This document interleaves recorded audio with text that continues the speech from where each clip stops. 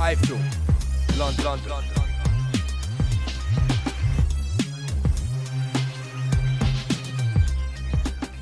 iFILM, London. This is Kugan Kessis for iFILM London. We're at the Sheffield Motorpoint Arena.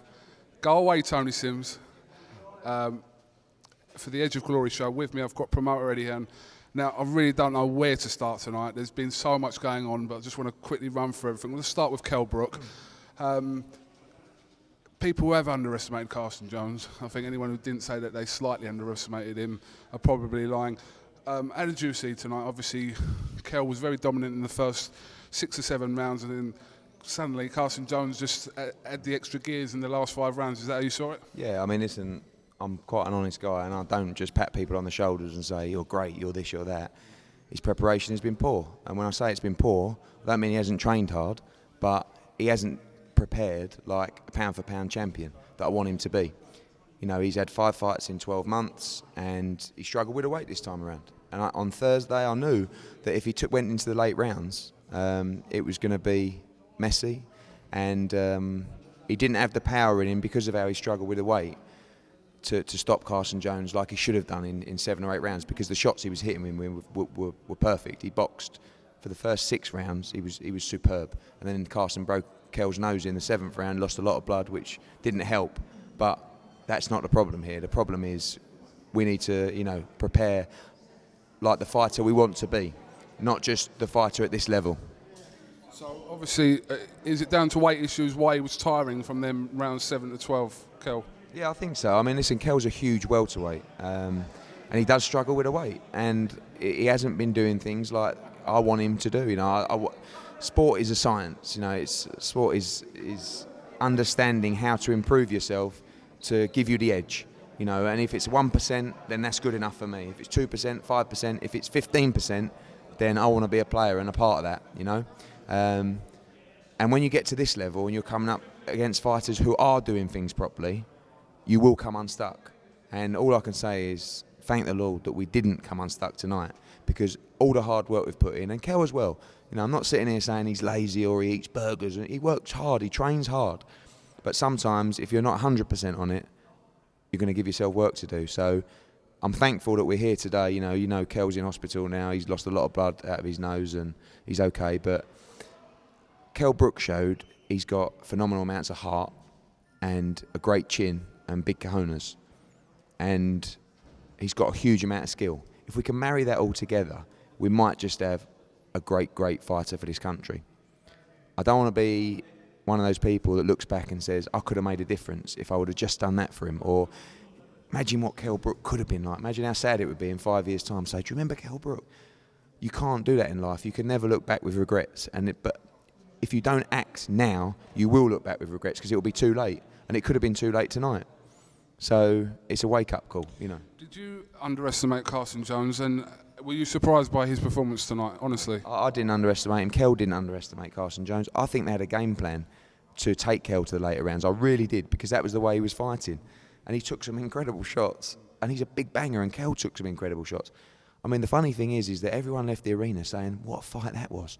Oh, and the great British public look at Kell now and say, wow, what a hero. He broke his nose, he stayed in there, great chin, how much heart did he show? But for me, it's not enough, because I know what he can be, and he wasn't that tonight, you know? So I'm glad that he showed heart, and I'm glad he's got a great chin, but I want Kell Brook to be the greatest British boxer perhaps of all time. And to do that, we need to do everything absolutely meticulously, and that will happen from now on. Do you know what? I think in the past, obviously, when Kell has performed, I mean, listen, it's your job to big him up, but people have, you know, said before that, oh, look, Eddie, bigging Kell Brook up, blah, blah, all the time, and blah, like a bit like everyone does, like, say, Barry McGuigan would with Carl Frampton, blah, blah, blah. But I think what you've said tonight is honest, that it's not perfect tonight.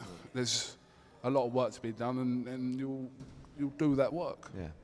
The thing is, publicly, I may big Kell Brook up, but I'm a very close friend of Kell Brook, and we have arguments, and I tell him off.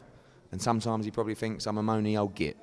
But I know what he can be. And it would kill me, the fact to look back at his life and think, you blew it. And I'm not prepared to let him do that. And, you know, even this week, leading up to this fight, the last couple of nights, I've sort of sat in bed thinking, blimey, I'm not very happy with how he's prepared here. I think this could be a tough night.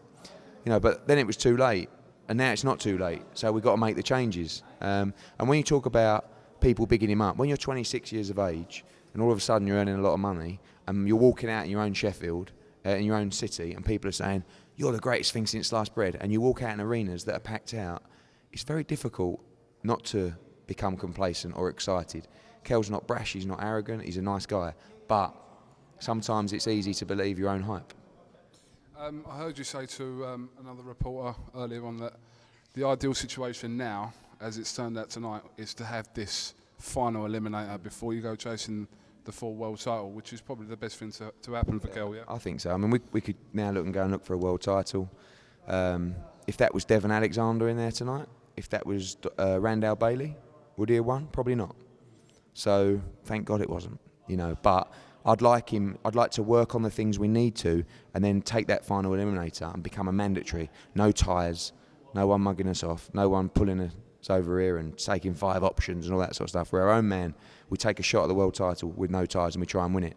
But I want to show him what he can achieve in that fight first. So it's not really in my mind at the moment. I just want him to go away and, I'll go down to the hospital now and make sure he's okay. And I just want him to be, his face said it all to me in the change room tonight. He knows, I know, everybody knows. So now he's kind of out in the open with the team and with him. If he would have beat Carson Jones in 6 or 7 rounds, everyone would have been going, you're the greatest. Again, but I would have still made the changes because I knew they need to happen. But now he knows. Is it good for him to have a fight like that? I think it could be the making of him. Because you find out so much about yourself. I walked in tonight and said, I don't mind paying you a purse now. You deserved it. And normally he doesn't lose a round. And I think sometimes he might go home and go, you know what? This ain't that easy. And let's be honest, you've been around boxing long enough to know it's a horrendous sport. It's the toughest sport in the world. And that's not getting in there and having a fight. That's the camps, that's the running, that's the making the weight, that's the sparring. And these guys are warriors, but everyone's a warrior on a different level, aren't they? And he's shown that he's right up there tonight. But I just want to go and, I want him to go away with his missus and the baby and just sit on a beach for 3 weeks and just contemplate life and just say, do you know what? Maybe that was a blessing and we've got to make some changes. Again, not saying he doesn't train hard or but again, to be the very, very best, you've got to prepare like the very best. Sometimes everybody needs to take a leaf out of Carl Froch's book. The ultimate warrior. Well, he is, but he does everything meticulously. Everything that he does, there's a plan. He's a bit sad, really. He writes down every run he's had and his weight after every run. But works for him. Carl Froch, by his own admission, is not a man with the most talent in the world. He's hugely talented, but there's more people with more talent. But he has got every last drop out of his life and every last drop out of his career. And when he's finished and done, he can sit back and say, well, look what I've done. And imagine sitting back and say, look what I could have done. So look what you could have won. So, and like you and me, not being funny, we just walk around like a couple of fat blokes.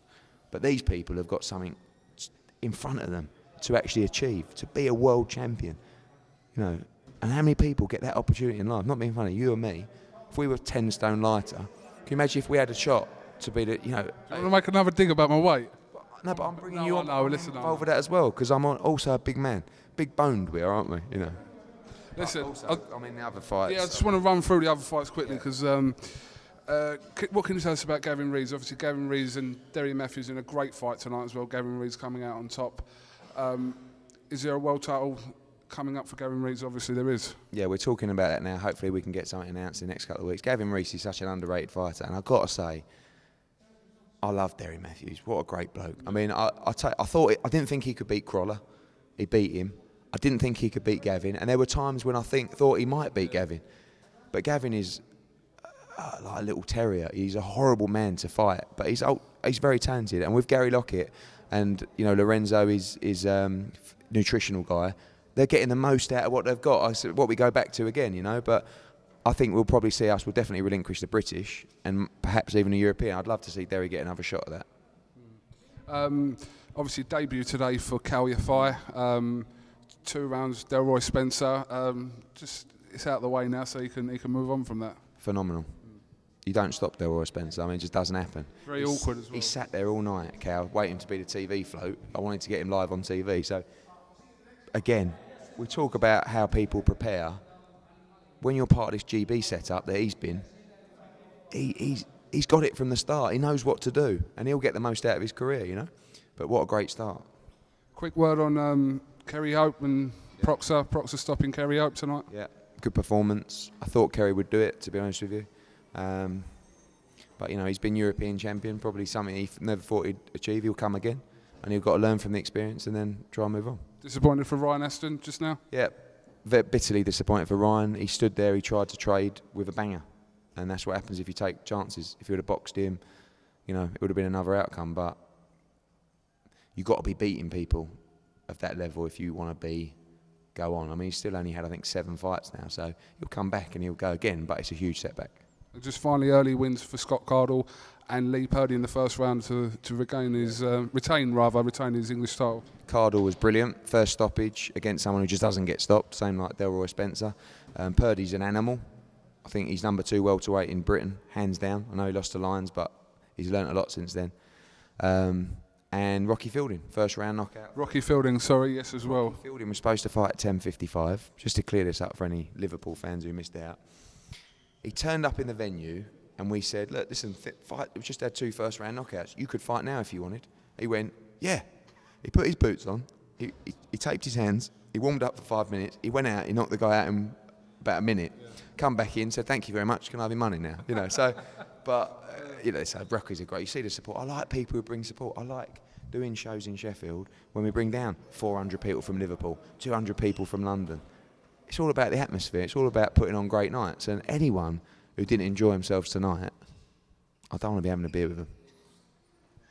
Right, sorry, Rocky. There was a lot of names to go through there, but we got there in the end. I just want to say, if you're looking for a post-fight press conference with Kell Brook and Carson Jones, there isn't one because, like Eddie just said, he went to hospital, and there isn't also a post-fight interview with Kell Brook. So Eddie's. Sorry about that. No, that's all right. Listen, health comes first, obviously. So we hope Kell Brook. Kell, if you're watching, we hope you're all right and get on that holiday for 3 weeks. Are you paying for it? Probably. Well, indirectly I am, aren't I? You are. Right, Eddie, thank you very much for talking to iFILM London, and I'm sure we'll see you soon. Thank you very much.